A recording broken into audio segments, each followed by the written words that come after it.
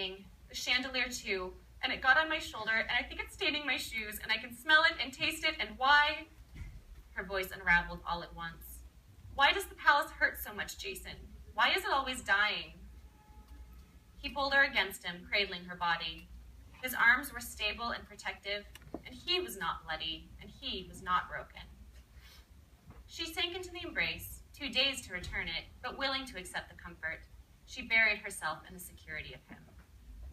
Take a breath, he commanded. She did, though the air was clouded with death. She was glad to let it out again. It's all in your head, Princess. You know that. Say it now. It's all in my head, she murmured. Are the walls bleeding? She shook her head, feeling the press of his ranking pin against her temple. No, they don't bleed. It's all in my head. His hold tightened. You're all right. It will pass. Just keep breathing.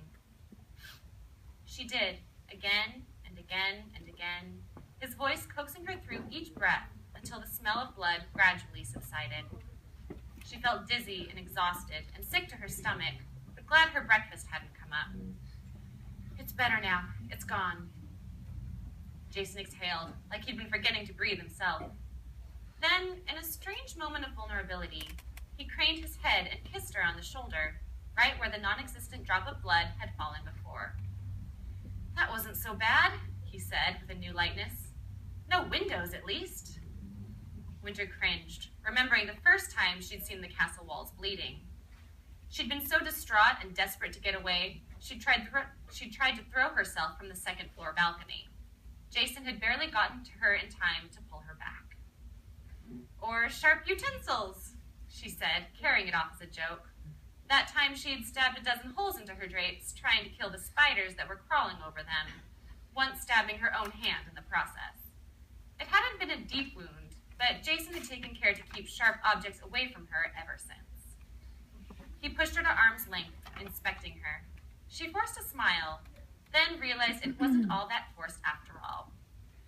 It's over. I'm all right. His eyes warmed, and for the briefest of moments she thought, this is it. This is when he will kiss me. There was a cough from the doorway. Jason recoiled. His arms dropped to his sides. Winter spun around, heart thundering. Thaumaturge Emery stood in the open door, his expression dark. Your Highness?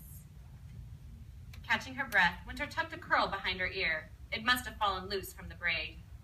She was warm all over, flustered and nervous, and aware that she should be embarrassed, but she was more annoyed at the interruption than anything else.